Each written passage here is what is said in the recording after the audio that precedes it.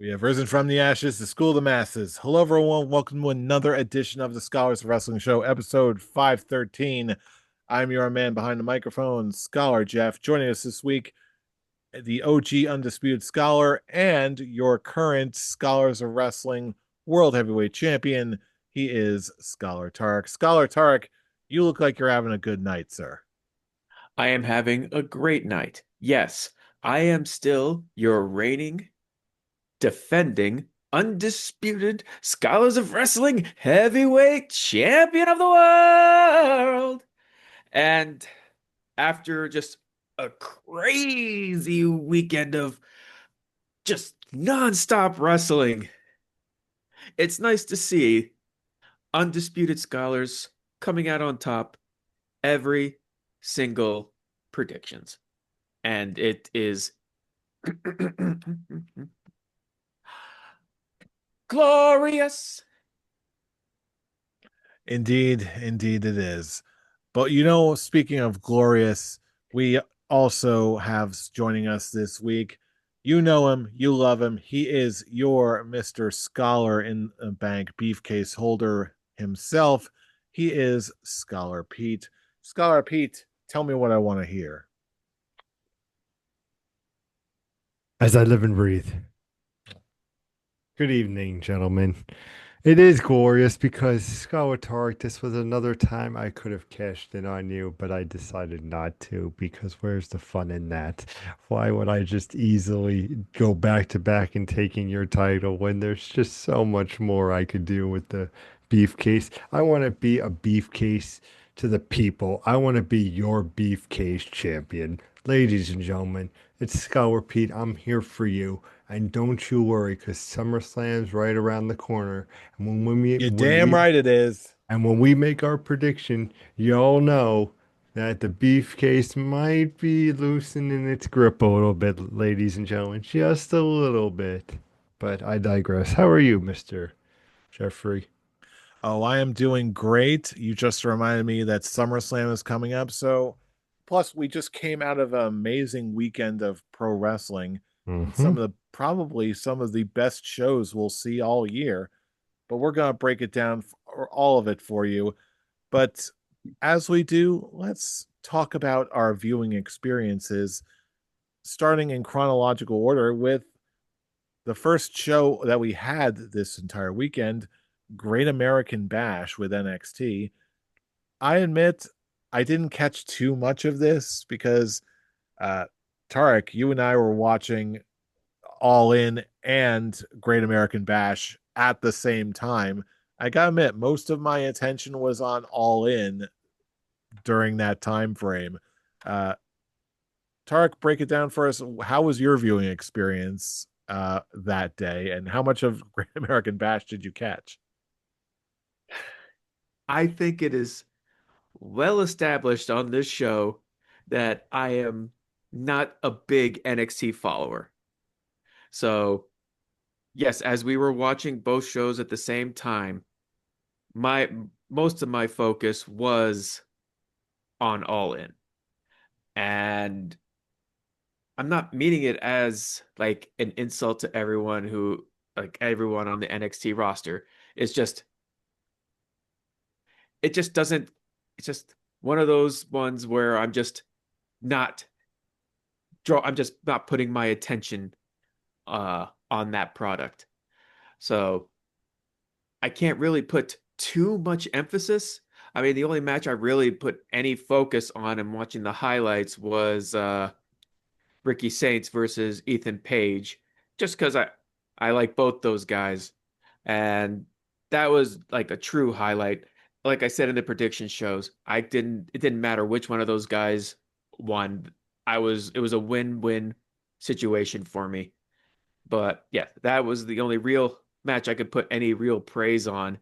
And again, it's nothing against everyone else on the NXT roster. It's just I'm just not having my focus on it as much as, at least for the show's sake, I should. I But that's totally what the hear you. problem is. I mean, the thing is with the NXT, you're going against All In. Listen, we at the Scholars of Wrestling, we was our wrestling shows, but All In was a juggernaut this past weekend. What they did, we're going to get into it, don't you worry, ladies and gentlemen. But for the most part, to go with WWE and throw in all these shows this weekend with the NXT, with the WWE Evolution 2, with the Saturday Night Main Event, to have this match, to have a predictable NXT, taking nothing away from it, but Ethan Page versus Ricky Saints for the NXT North American title in a Falls Count Anywhere match was your bread and butter match for that thing. You knew the NXT champion was going to retain. You knew the things with Jordan Grace was going to happen.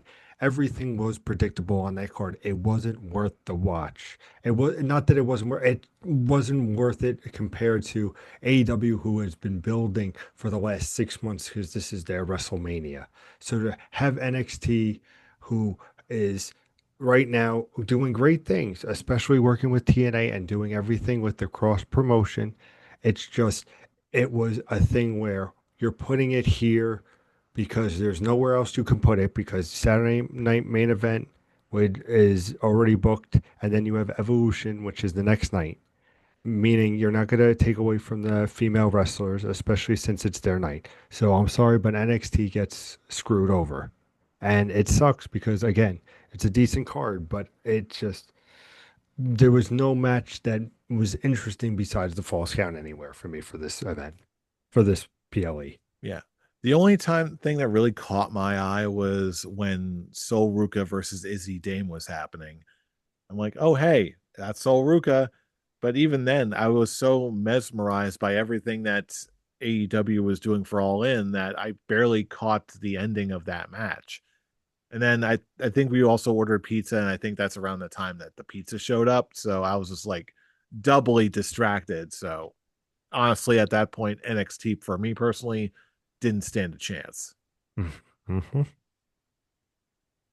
But I think we all see where this conversation is going. All of this attention is all seemingly going to AEW All In.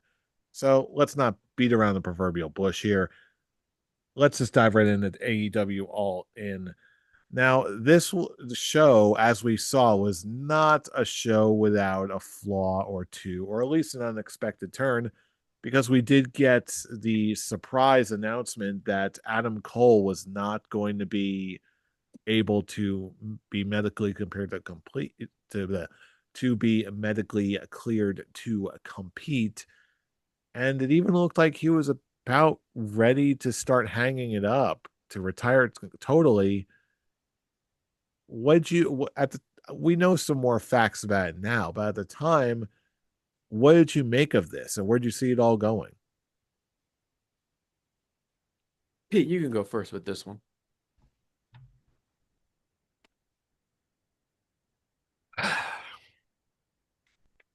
So I feel like with AEW, some of the choices they made, and with the Adam Cole, which is terrible because it's gone to the speculation where people are telling to retire, and you could tell he does not want to, but with the problems he's had in the past, it, it's it's terrible. And I enjoy Adam Cole, baby. Like he's a presence. He's great. It sucks to see for that, but then you have this match erupt out of it from the Kyle Fletcher and Adam Cole to now this fatal four-way where we even had on our prediction. We talked in our chat about how we were all going Kyle Fletcher because we're like, oh, that's the slam dunk hit. And then what does AEW do? But give it to good old Dustin Rhodes. And what a show because we all went, holy shit, because who'd have thunk it? But you know what? What a gift that it was that AEW All-In gave to Dustin. And I feel that was the event as a whole. It started out with the Adam Cole and just saying, hey, this is what's going on. And you feel the energy dropping into that arena or that stadium, I should say. And then to pick it back up with these matches that have been great, these moments that you've been wanting with the seeing matches like the Young Bucks versus Osprey and Swear, and just to the main event, which we'll obviously delve deeper in, just as a baseline talking to you gentlemen right now, we'll obviously get into heavier discussions, but I thought All In was probably one of the best events they put on in like this made me go, AEW is here, man. Take this ball and just run with it. And what spoiler alert, the best thing happened because Mercedes Monet finally got her L in AEW. Scholar Tarek, what are your thoughts, sir? On the whole show in general, or are we just going circling back to Well, Dustin first Rhodes winning off, it? yeah, let's start with the TNT championship situation because again, as much as we were let down by everything that happened with Adam Cole, baby, and understandably so, I don't think very many of us really saw this coming, this incident of Dustin Rhodes winning the TNT championship and the same title that his brother held at this effort at that. I don't think very many of us saw this coming, even in the best of times. But I think I can speak for most of us when I say it's definitely not an unwelcome one. What say you? Oh, it's definitely not an unwelcome one. It was one of those moments that came out of a essentially a tragedy, because of course when we were watching it and Adam Cole had the announcement, and we no real details, and he's just avoiding the discussions of possible retirement. It was definitely like one of those moments that definitely took the air out of the crowd for this fatal four way. And luckily, we had four really good competitors there to help bring them back in. And yeah, and we were all thinking, okay, so this is just going to be a nice, easy win for Kyle Fletcher. But no, we got a surprise win with Dustin Rhodes, his first ever title in AEW. Oh, excuse me. So that's you could definitely see the emotion on his face at that fact, and just having the title in general. It was definitely one of those heartfelt moments that having their basically biggest show that for it to have their biggest show in the year, it made it work. It definitely gave us. I'm not gonna. It definitely gave us the all-in moment, that heartfelt moment that just made you go, yeah, it was a very well-deserved win, and now let's see where we going on from here, since Kyle Fletcher has made it perfectly clear on the Dynamite after he's gunning for the TNT championship. Well, you got to think that they did this because, with Adam Cole not being able to wrestle, you want that feel good moment. And how much better can you get of a feel good moment than Dustin Rhodes winning his first AEW title? And the I tears and the emotion on him was, you saw it in his face. mhm. It was good for the good it was good for the Texas boy to uh get that big win. And I wonder if there were even discussions on, it's like, oh, okay, so the guy who initially was going to win the title was just going to win the match, but yeah, maybe they pulled an audible and just like, no, let's give it to Dustin. No one's going to see this coming, and in the end it'll make everyone feel good. It's like, you know what? Yeah. Yeah, we like it. We like it. And going back to this, like, to the discussion on just what's going on with Adam Cole, I think it's safe to say his AEW run has been very lackluster, Mm. and hopefully this he'll recover from this concussion that he has, which is also a scary thing because he has a history of concussions, which is why the question of retirement is now in the conversation. But I'm hoping that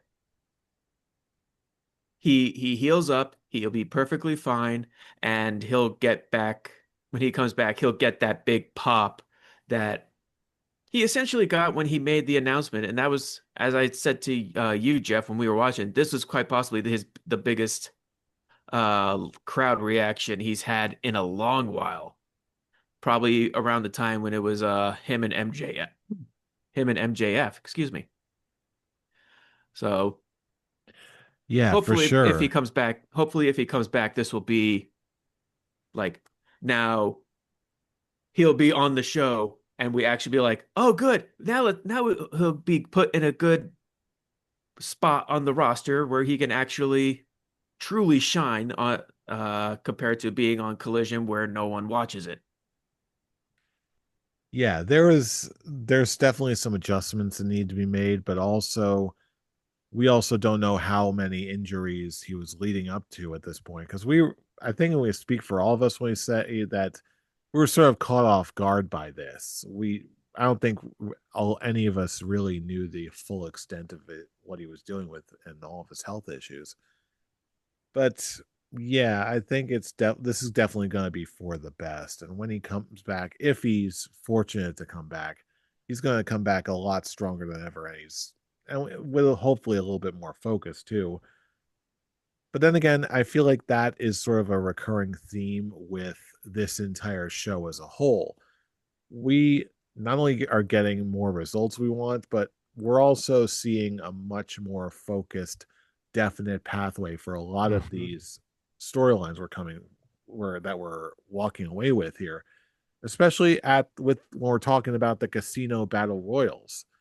Results of the casino battle royals, they definitely carved the path here. For the men, we've got MJF winning the Casino Battle Royal there for a future title shot. That alone, you put MJF anywhere, he's great. But I'd say even more so for the women's Casino Battle Royal when Athena ended up winning it for a title shot at the main AEW roster, which frankly I think is sorely needed because this opens up a whole mess of new and fresh feuds that Athena can just attack with all of this, and MJF too. With there's an added dynamic with the Hurt Syndicate at this point, but at the same time, we all know where he's going sooner rather than later. Either way, I love the stories that are coming from that one too. I mean, that's the thing with this event. I have to say, it's for the wrestling fan. It's for the people that have been saying WWE's been doing their thing, but AEW have been picking up. We've talked on the show for months. Scholar Tarek has even talked about where they're building momentum. We don't want to lose this momentum. And then for them to still have story to, yeah, let's not give it to Kyle Fletcher because we want Kyle Fletcher to then feud with Dustin Rhodes. So at least, even if Dustin has the belt for a month, which is realistically what I see, at least it's building a story and it's not just like, okay, we have him win and that's it. You know, now there's a reason why. What is the chase? What is the action? And the same thing with the gauntlet. You have MJF. Like you said, Scholar Jeff, he can work anywhere. The man is great on the mic. He's great in the ring. You put him with anybody, he'll shine. And then Athena having all these great matchups now that she's come back, she's come over from WWE and been, you know, there, but not had the rise that this is clearly giving her with the win on the biggest stage. I mean, it just shows that these two things is like a money in the bank type scenario where it's like, hey, you won this, or more like Royal Rumble, you won this. Like, what are you going to do with it? So I think that again opens up opportunities, which what is All In's all about. It was for the wrestling fan, and it was for, hey, do you think we're done? No, we're just getting started, baby. And we're going to get more into this event and talk more about how it's for the fans. But as a whole, for the Battle Royales, great showings for everybody. I thought they're great winners. Like, there was no problems with me for this match. I enjoyed all of them. I will say the one of the big highlights of the casino gauntlet match was while Jeff and I was watching, and it was at this point Oh, uh, yes. MJF is trying to rip off Bandito's mask off, and then the next person to come out was Mystico. And after he does his full entrance, he does that his normal he does the normal stick of when people come in and just have that little momentum run. And it was at one point MJF was on the turnbuckle. And I turned to Jeff and I go, I am so happy for Mystico. He's just getting all this momentum back. He's showing himself very well and just removing the stank that is Sin Cara off his name. And literally after I say this, he does a botch and falls off the turnbuckle. Jeff turns to me. I have never seen such perfect timing. Like, wow, I really I feel so good for Mystico. It doesn't remind you of Sin Cara at all. And then like a split second later, boom, botch. He And took Jeff, Skeletor talked into existence. The comedic yeah, timing was immaculate, I tell you. Jeff, Immaculate. Jeff turns to me and just goes, "You had to say something, didn't you?" And I'm like, it's like, and I'm just literally struggling, trying to breathe. We were laughing so hard, and I'm Oh, just going, that's an all-timer. I wish more you people could couldn't see have that. timed it any more perfectly." And I was like, and I'm just going, I was just giving you high praise, Mystico. Why are you doing this? Why are you doing this? But it didn't take anything away. It was just him just losing balance on the turnbuckle and jumping off. At least he didn't actually like full on fall, not like glass half full. But yeah, it was I like the idea of them throwing different ideas for the gauntlet match in general. First having it as a excuse me, having it as a battle royal, a ladder match for a giant chip, even though people weren't really into that. Apparently, I actually thought people loved the idea of having I thought it was just fun, but that's just me. mhm. And then it just was a contract. And it's like, okay, we're watching a brand new wrestling company come up with these ideas to basically in the future we'll have okay, this is now what they want. This is now their equivalent of a Royal Rumble. And I actually it's like a mixture of a Royal Rumble and I get I was gonna say Money in the Bank, but I kept reading that they're actually not doing cash in moments because they don't want it to be like Royal Rumble, Mhm. and they just may have it be you just get a title match at a particular date. I guess we'll find that out soon. Whatever MJF does with this contract, and I'm just also curious on how long will it be before you start seeing Bobby Lashley start eyeing for the title himself. That's the part I'm looking forward to, is just seeing the Hurt Syndicate somewhat implode and just because hey, the world title is now in this picture. Bobby Lashley being a world champion in multiple wrestling promotions. So it's just a matter of time before he starts going after it. Uh, the women's casino gauntlet match is, I appreciate they were trying to do something different with it by, okay, this is obviously going to be a shorter timed match. So, but we still want to have as many people in here as possible. So let's have the valets of some of these female wrestlers involved as well. There's no DQ, so let's go ahead and just do it. But then it's the I guess the glass empty type of feel is who the hell is in this match? It's like, okay, everyone's fighting all around in the ring. Who's actually in the match and who's the valet?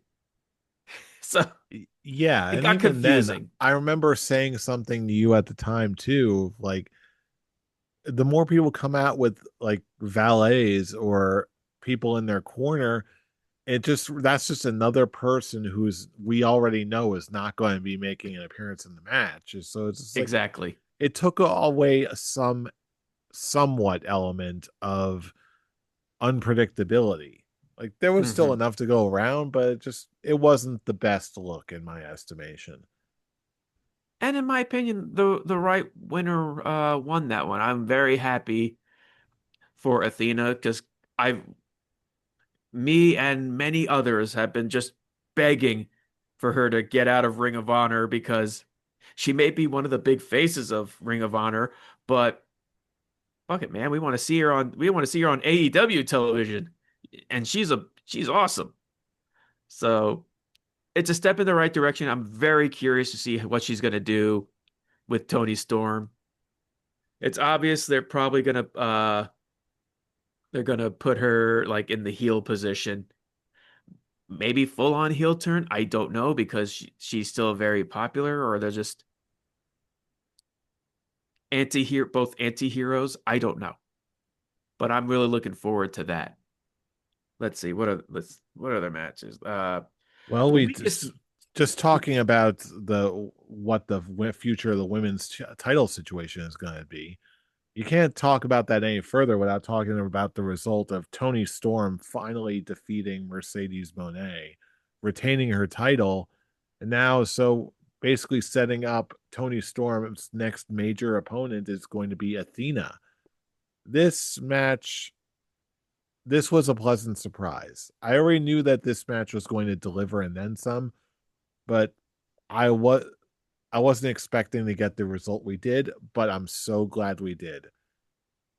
Uh, I just like the how dirty that match actually was. I mean, I think one of the big moments is Tony Storm having Mercedes Moné in the tombstone pile driver position, and then all of a sudden you just see her go. I'm like, oh God, Tony, calm down, woman. Woo, It's like Tony, Jesus. we get it. You swing both ways. It's delightful. Woo! It's Like like, Tony, we get get it. to the wrestling. You're extremely horny, and God damn, is this fun to watch? But come on, we have more Get on matches with that we're it. looking forward to. Get on with it, exactly.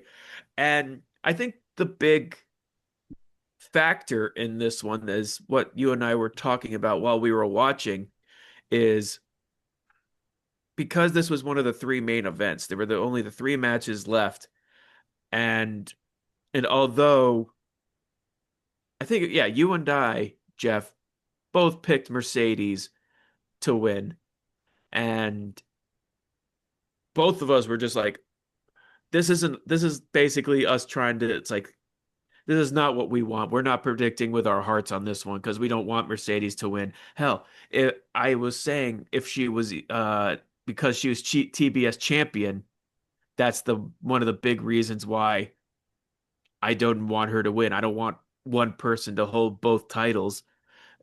Basically pulling a Stephanie Vaquer, even though it's different because Stephanie actually relinquished the Women's North American Championship, but I don't think they would have done the same thing if Mercedes won. Uh, but yeah, if I was just going off, if Mercedes wasn't TBS champion, then I would have been okay with her winning. And obviously, that's not what happened. Tony got that got that win off the super, what was it? Avalanche is what it's called. It's like an It's basically a avalanche super storm zero something. basically a I super pile driver off the second rope to end the match. And it was at that moment where I was turning like, okay, with the three matches left, going back to that, with the three matches left, there is no way they were going to have all three matches win with faces. So it was whoever wins this one between Mercedes and Tony Storm winning, it's basically going to be the opposite of the face heel factor winning one of the next two matches. And I know, and we all knew it's not going to be Adam Page losing. So at that moment, we're just like, okay, yeah. With Tony Storm winning, it was clear Okada was going to win, and is exactly what happened. It's we have Okada being the new unified champion, and now from that, we're gonna have a Okada versus Swerve Strickland match, And possibly I'm at here Forbidden for it. Door. And I'm just like, I didn't know I actually really wanted that. And it shows they are really taking this unified championship seriously. They wanted to have it be on the same level as the AEW World Champion. And that's exactly how it feels. I mean, with the two big names like that go fighting for that belt, sure, I'm no pun intended, all in on that. And For then you have sure. the main event with Adam Page and John Moxley, and it was just as chaotic as we thought it was going to be, and more. I mean, how often do you actually see someone stabbing someone's head with a fork and not turning away? So you're actually seeing the skin break, the blood pumping out, which I can't believe AEW had a released a video of it happening at a different angle. So you're seeing the blood squirt out of Moxley's forehead from a different angle. And I'm just going, oh God, oh man. And I'm I a guy loved it. who I'm a sicko. I admit it. I love that stuff. I will give it as someone who has made it clear in the past who is not a huge fan of death matches. This one actually, like, it just missed that line of getting uncomfortable and taking me out of the match. Uh, I mean, how often do you see instead of someone landing on broken glass, just get dragged over it? Ooh, gruesome.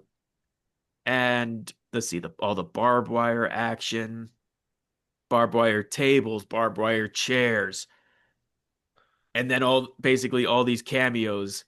And as much as Jeff was basically teasing me about it the entire show, no Eddie Kingston. Well, no wonder you love the show then.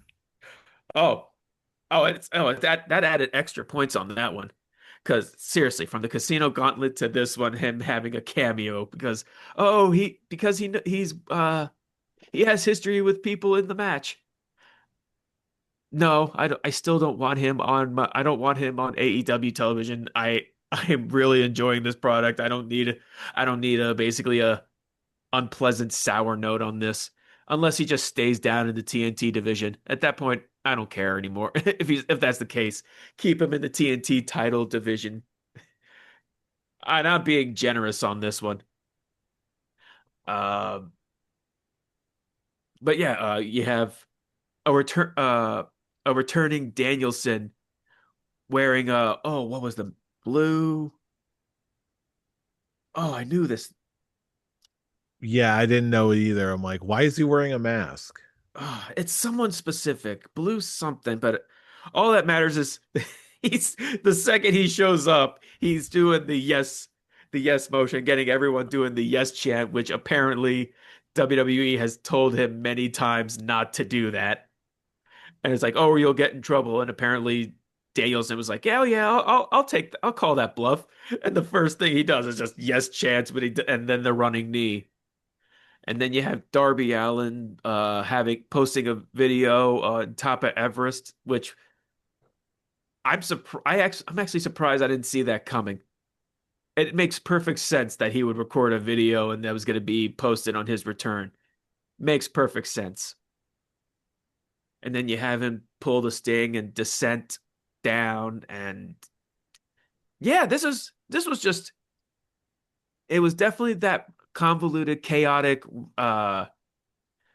Cody Rhodes versus Roman Reigns WrestleMania 40-esque vibe, but at least in compared to that one, the cameos actually make sense.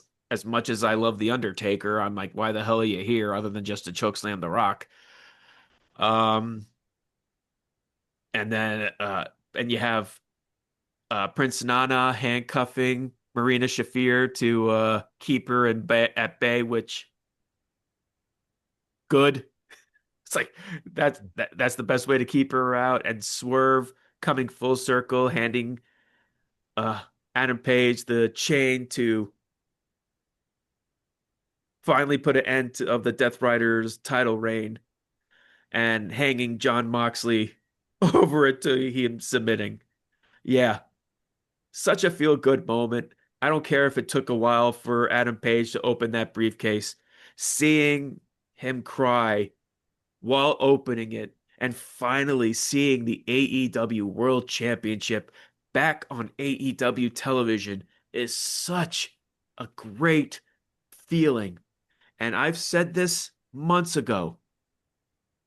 uh, months ago, and then and also recently with the Adam Page Will Ospreay match of the Owen Classic. No matter who was winning that, they had to win this. And now looking at this whole long run of Adam Page's storyline, yeah, this is such a great redemption arc for him, and it's great to the point where AEW is finally back in the spot where it was pre CM Punk, because it was that was where the real the downfall of, I won't say downfall, but like the downward spiral that AEW was in for almost almost 2 years, and they finally got back to a point where, okay, we are at the point where we were before, and now watch us grow even bigger with what we can do. And I think this is going to be a 10 times better title reign than Adam Page's previous title reign. Again, thanks to CM Punk. Oh yeah, for sure. With that's it was the satisfying ending that we needed to have. It felt so damn good. But I don't think we can go any further without pitching it back over to Pete and his thoughts on the triple main event, especially for that one match. So with that, Scholar Pete, the floor is yours. I appreciate to go back to, of course, my match of the night has to start off with Tony Storm versus my girl and yours, Mercedes Martinez. Finally getting a loss, but the super pile driver at the end, just the sexual tones, like it's everything we thought it would be. It was a good match. It was a great thing. She finally gets her first loss. Thank Christ, Jesus, mother. Oh, but like you boys said, of course, we're then going to see where we predicted again. Omega was going to win. However, Omega did not win, as we know. Okada did, but showing love to Okada, showing that like this belt means something, which is great. You know, you want to have it where like titles matter, and like I said, with Scholar Tar talking there, saying, you know, this is the moment, this is the post CM Punk moment, this is what you got to deliver, 100%. And then of course we get to the main event, which Tarek so gracefully described as well, with the just the fork and the glass and the barbed wire and just all what they were doing and just it makes me wonder with John Moxley, like how is this man still operating at the level he is, at the ages he is, doing all the crazy shit that he does day in day out for AEW, for WWE. It is astonishing. But to give Hangman that moment, to have that WrestleMania 41 where it is Darby Allin coming and doing the coffin drop, you have, you know, the Young Bucks pull off, where you finally have that moment with Swerve where he gives the chain, the choking out, the finally being like the end of the Death Riders. And it was it was a phenomenal pay-per-view. It was not to be messed with. We talked about it all the time, boys, in the prediction show. Ladies and gentlemen, I urge you to go back and watch our predictions because the excitement was just palpable for the AEW show. And we saw it in each other. We even had a special appearance from Scholar Jeremy where he was thrilled to talk about AEW because it was AEW's WrestleMania. And that's what it was. At the end of the day, this was for the fans. It was a great thought, great card, great moments, great everything. My question is, Scholar Jeff, What are your thoughts on the last three main events? I doubt I can really articulate anything much beyond what's already been said. The the results for most of them, especially Tony Storm defeating Mercedes Moné, and What was that? especially Tony Storm defeating Mercedes Moné. Did I pronounce that right? Did I do Nailed it it, buddy. good? Nailed it. But yeah, in all seriousness, AEW needed this ending. AEW needed that palate cleanser, that shedding of the skin that could only come with a Hangman title win. I admit I didn't expect the Mercedes Monet loss here, but I'm so glad it did. And this really does this whole thing really does feel like a whole new era, a rebooted, better era for AEW. Someone that is absolutely sorely needed, especially now that they look like $1 million compared to we be seeing after that this night. Because when we switch on over to Saturday night's main event, what did we find? We got, thank goodness, we got Gunther defeating Goldberg, followed promptly by maybe an ad break and then maybe 30 seconds of on-screen thank you to the fans from Goldberg, and then his whole exit speech is just immediately cut off by the end of the feed. This almost, compared to what we saw with AEW, this just seemed like a comedy of errors, pretty much. How did this whole Goldberg incident on Saturday night's main event? How did it all affect you? How did it impact you? Well, I guess what affected me on this was just again, like as you put, the super excitement of Gunther actually winning. But it's pretty much right after that is where everything just starts really going off the rails because we get the ending of the match and then it immediately goes to a commercial and then we catch Goldberg in speech. Like he's already talking. And then not even 15 seconds go by. Hell, I'll even say not even 10 seconds go by. And you see those basically closing credits. Uh, there's like executive producer Paul Levesque and whoever the second name was. It escapes me. And then it's that closing WWE logo over again while Goldberg is still talking, and then this feed gets immediately cut off and goes on to uh, I believe the news. So we don't even get to hear the whole thing of Goldberg's speech, which WWE rectified and just posted it on their YouTube page. And it was a really touching speech. And now we have him going on these interviews talking about how disappointed he was on just the execution of his retirement from I won't even say from the match because he didn't really other than just apologizing to Gunther about no selling the chops, which or at least the first couple chops, which I don't even think he really needed to apologize. I actually think it worked perfectly for his character, Hmm. especially with how we all known Goldberg throughout the years. I thought it just fit perfectly, and it's just don't worry, he'll start selling it eventually, which he did, and people being upset at him getting choked out doesn't really make sense to me. I mean that's just Gunther's thing. He's choking people out. It's either that or a power bomb, and I don't see Goldberg match ending in a power bomb. I just think of him getting choked out.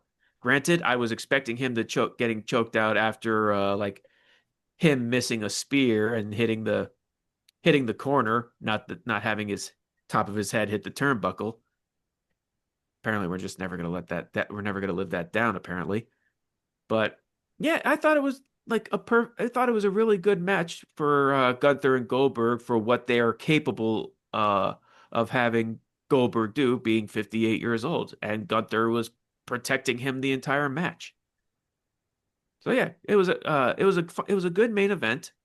It was shame what happened with Goldberg's speech. It's a shame what happened with Seth Rollins and LA Knight, if that actually is like a legit injury, or they're basically having us they're basically pulling a trick on everyone and just be like, oh yeah, this is a different let's just book this differently, on having people think, oh, he's gonna be gone for a while and then cash in at SummerSlam, which is apparently a big rumor is what's going on. I guess if it is a storyline sake, I won't be affected by it. I guess it'll just be affected on the fact that LA Knight's not really didn't really get anything for that win. Even if it was the case, oh yeah, he was technically supposed to lose, and whatever happened, happened. But overall, like when it comes to the all three shows on Saturday, actually, even for the whole weekend, I will say Saturday Night Main Event has to be the weakest show out of all of them. I mean, I don't want to see having them starting a Drew McIntyre, Logan Paul, and Randy Orton Jelly Roll I'll tell you segment. what, I'm not too much of a fan of that either.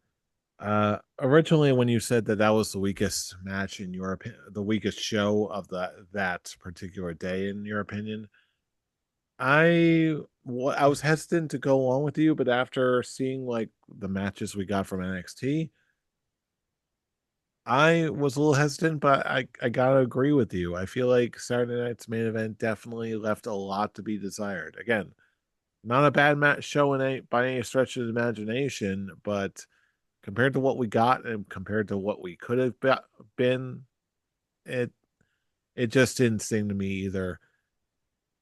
Pete, what did you think of Saturday night's main event and the entire wrestling, all the wrestling shows we saw as a whole on that Saturday? I mean, just as you gentlemen explained, Saturday Night Main Event, Goldberg, Gunther, Scarlett Tarek touched on it. I'll touch on it later with Goldberg. But you had that match. You had the Seth Rollins versus LA Knight, which, of course, is his. Did he injure him? Is he, what's going on with this whole story? You have LA Knight shooting a promo on Raw, basically being like, "I hope you get better, but I didn't want you to hurt yourself. I wanted to be the one to hurt you." Keeping that storyline alive. As a whole, for Saturday, like I said, it's what I said previous in our AEW segment. I think AEW was obviously the clear winner this on Saturday, and no disrespect to Saturday Night Main Event or NXT, but like I said, I feel like obviously Saturday Night Main Event is the worst of the shows, just because it's like, again, nice finish to Goldberg and Gunther, having him just pass out, but it's after the roller coaster and the emotions we felt for AEW All In, to go to WWE and watch Goldberg's last match and then get cut off and then go to commercial. Just a very sloppy product, going from a product that literally is hitting on all cylinders. It stands out as a good weekend for AEW. For sure. But then, of course, that was not the end of our weekend either, because on Sunday night we also got WWE Evolution, and I gotta say, I was not expecting this show to be nearly as good as I was expecting. This, even right out of the gate, we've got Becky Lynch, Lara Valkyria, and Bailey in probably one of the better triple threat matches I've seen in a good long while. And this whole thing just seemed like a really good wrestling sandwich. They had a very, very strong opening, a whole lot of really good match after match after match, and then just an absolute dynamite main event too. No pun intended. This I wasn't expecting to look at this better than All In, but considering where it was in the last time we had an evolution, I feel like this show and all of its talent definitely had something to prove that night. I agree on that. It was for a show that had such a weak build. I actually think this was a similar situation with the first evolution. Had a very weak build, but when you finally got to the show itself, you can tell everyone was on their A game, and as Jeff put it, they had something to prove, and they did prove it. It was a very good show. Uh, I'm just now I am now officially 100% certain I am not a fan of the Devil's Kiss as a finishing move. Not it's This isn't me having a jab at Stephanie Vercare. I think she's awesome, but I just look at this. I look at the Devil's Kiss, and I'm just going for a wrestling move. This move, I just think it's stupid. It's a good thing Booker T's not there because he didn't help with it either. For all the clips I've seen, Booker T losing his shit every time she landed that move. But yeah, I'm just looking at it. I'm like, okay, I know I'm leave subject to the imagination. It's wrestling. We know certain moves just look ridiculous. I mean, hell, one of them is the one of the moves that we were watching when we were younger was the Cobra. So And honestly, I always thought that was all stupid at every age. Like even then, like I feel like the only person who should be using any sort of butt-based offense at all are really just either Yokozuna or Rikishi. If you're not them, stop using butt-based offense. Like no, I don't care if you think you're a cute Latina. I don't care. No. Put that butt away. No, don't do it. No. it's not even just the fact of just showing of just her butt like a butt off. It's just the execution of just her basically jumping and quote slamming the Yeah, person's face in the ground. that's I'm just looking exactly at. what I'm I'm just like talking about. Like I never liked butt-based offense. It always comes across as stupid to me. I'm looking at this and I'm just going. Every time it goes, I'm just like, oh, for God's sake, why is this again? But I guess this is something we have to deal. It's just something we have to deal with. It's one of her arsenal. The home when the crowd is watching it live, they lose their shit over it. So we're just in the minority in that one. Uh, the biggest thing that really came out of this, actually, there were two of them. One more big than the other is first we have apparently Charlotte Flair actually getting some positive response from the crowd. Apparently, if you want to get over, just team up with Alexa Bliss. That's a good thing for her. Good for Charlotte. And of course, the biggest thing that came out of the show was Naomi pulling a Seth Rollins and joining in on the great match that was Io Sky defending the world title against Rhea Ripley. That match was absolutely phenomenal. And with the twist of Naomi getting a cash in and actually successfully winning the women's world title was a great way to end the show. You have the storyline of Rhea Ripley still hasn't beaten Io Sky, which they'll probably save a WrestleMania moment for. And we have pretty much your new top heel on Raw with Liv Morgan being away from injury. So I'm excited. It's going to be a fun triple threat match for SummerSlam. It was an overall great show for Evolution. And yeah, what more else can I say? It's just congratulations, ladies. Are they going to actually have an Evolution 3? Is it going to be a new one of the on the lineup of a show every year? Who knows? I don't necessarily agree with Bully Ray on his view on that matter, just to like, okay, we don't need to segregate them to only one show. Let's have them all equally on the like have the men and women on the show equally. I don't necessarily agree on that. I get what he's saying, but I don't necessarily agree on that. I think it's fun to have for the women to have their own show once a year. I don't think it I don't think it actually takes anything away from them. It's like, oh, uh what was I how was I going to put it? It's like, oh, the women need more to prove themselves. I think the women already have proven themselves, and they're just proving themselves that an all women show can be an entertaining one, which it was. For sure. Yeah, there was a lot to like here. Pete, overall thoughts on how Evolution turned out? I thought it was a great show. I mean, it was nice you didn't kill it with legends. I mean, you had the legend in Trish Stratus facing Tiffany Stratton. And, there was shout outs to Molly Holly, Melina in the crowd, showing them respect. You saw at the end, of course, with Io Sky, Rhea Ripley being like, we main event this shit, like we did this, which was just an awesome moment. At the end, it was just these girls who are going to deliver because they're like, hey, spotlight's on us. We need to deliver. And they did. It was an amazing main event. It showed off all like the tag teams. It showed off, of course, Becky Lynch winning. Like it was just the Naomi cashing in at the end, having her moment, and now flipping the switch. Like it's just great as a whole. I thought the event was fantastic.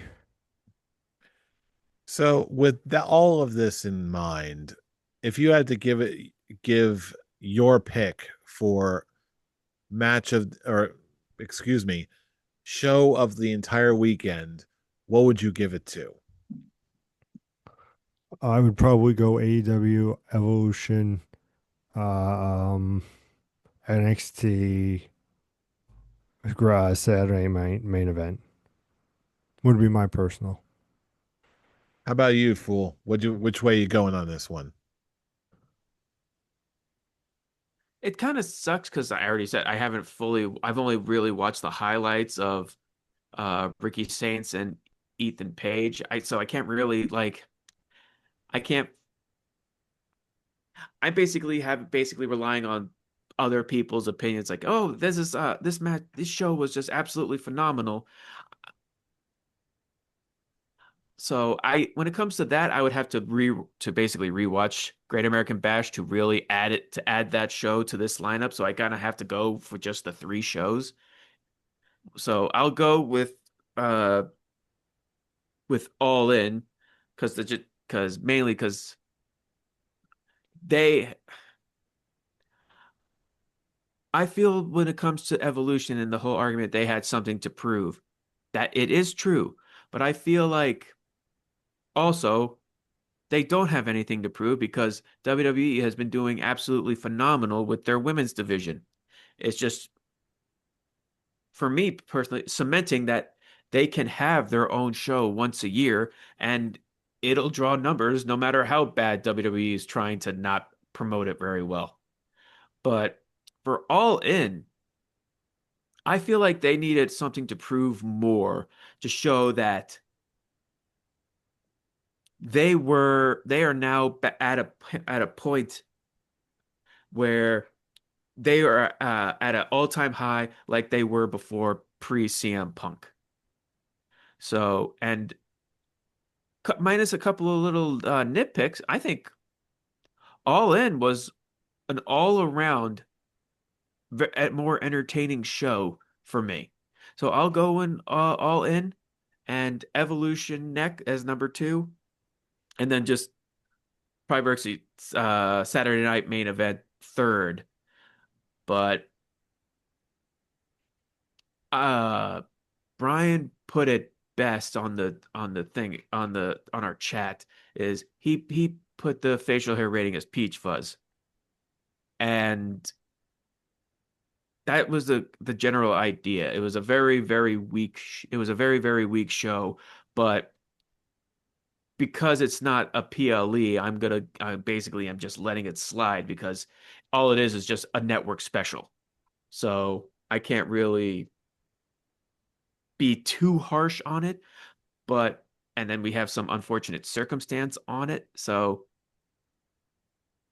it's still third place, and it was still the weakest show of the whole weekend. But yeah, again, I can't hold it too much against it because there's just some circumstances that we can't that they're just is beyond their control. Shit, accidents happen. Yeah, for sure. So, But either way, I think we all at least have a good consensus on what we thought the number one show of the weekend actually was. At least on these things. I think we all agree that AEW's All In took the entire weekend for all of us. absolutely. Okay. So where now that we've got that out of the way and the official and recognized wrestling shows of this weekend, never mind that crap, because now we're getting to the real stuff. The real stuff that you want to see. We're talking about, you know it, you love it. It's the Saturday Night Slam Masters and the best of Saturday Night Wrestling all up in your face, whether you like it to or not. But you know you want it because you know you love it. You love Saturday Night Slam Masters. So here we are. I am, So of is that course, your guys' official tag team name? Saturday Night Slam Masters? I'm using it because I like the Capcom game and I'm a Capcom fanboy. But I am, of course, your World Wrestling Wildlife Fund Saturday Night Velocity World Champion. So, as such, I am going to be giving you a sneak preview of what you can expect on this action packed, world changing, life altering show that is this weekend. Because the first match already, we're getting into the dream matches of tonight. We're going to see the one and only Hulk Hogan in a once ever in a lifetime match against the one and only Lou Thez. That's right, kids. It's the exciting match you never thought you'd see. It's happening. You got to see it. Next match, it is another once in a generation match. It is the legendary Wendy Richter going one on one with eminent AEW personality, the Rizzler. That's right. It's the in-ring debut of the Rizzler against the up and coming young old timer Wendy Richter.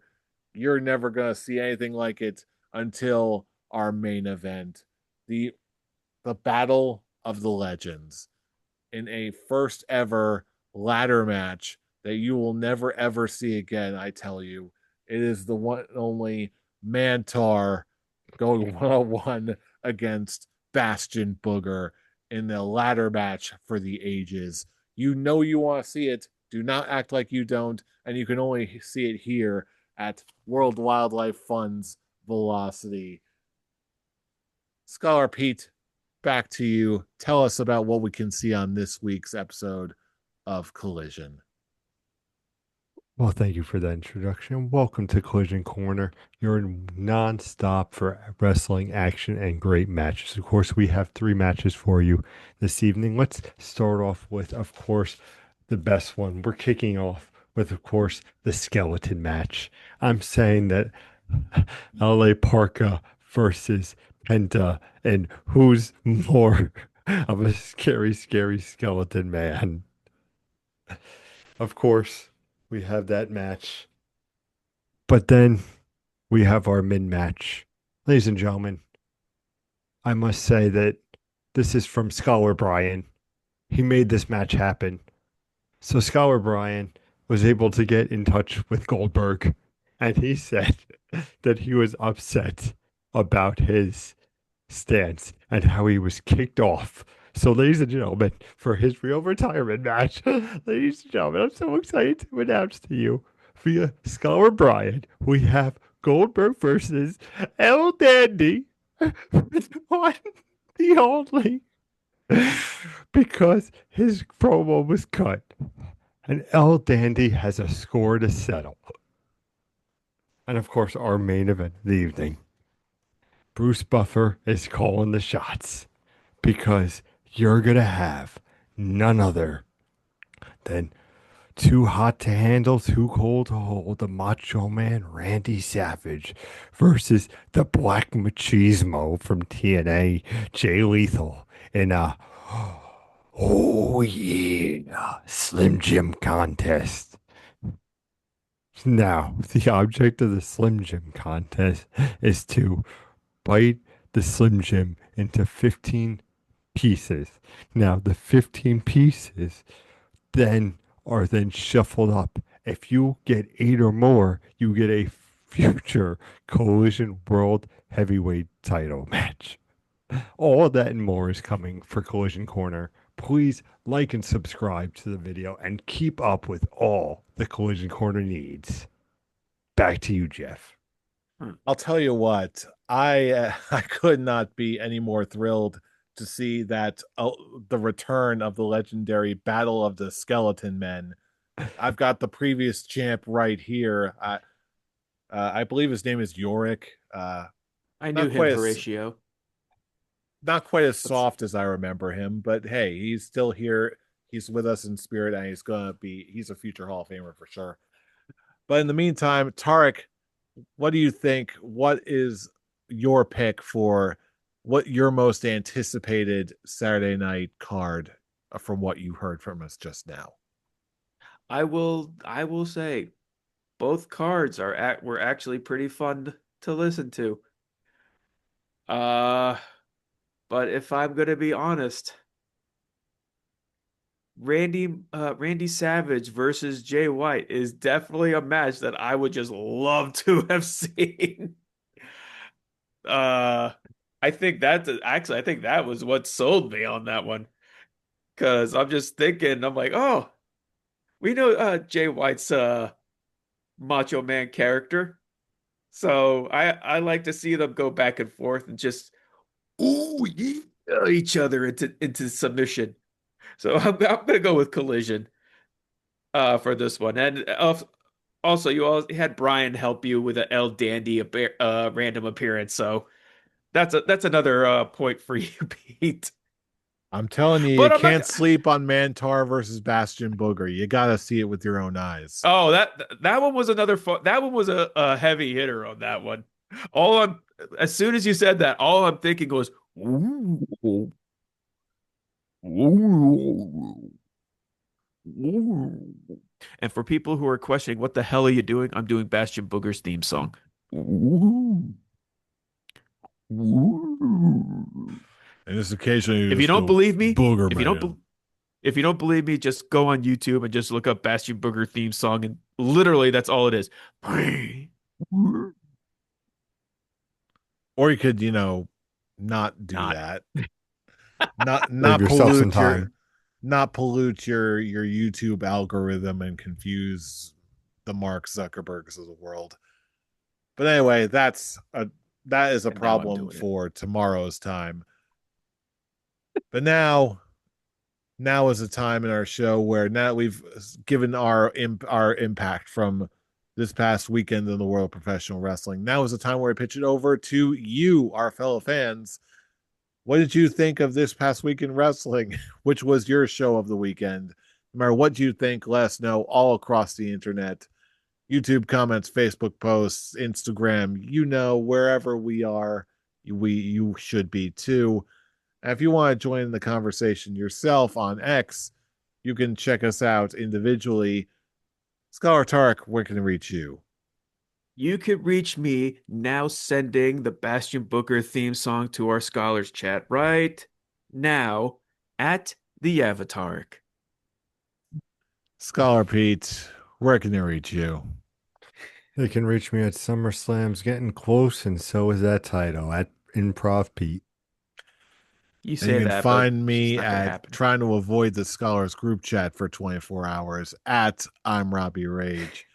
And for all of these relevant social media links and much, much more, including apparently the ones that everything you want and everything you don't want, for all of these relevant social media links, you can check out our link tree in the description box below. That's linktree/scholars of wrestling. And with that, that is our show, ladies and gentlemen.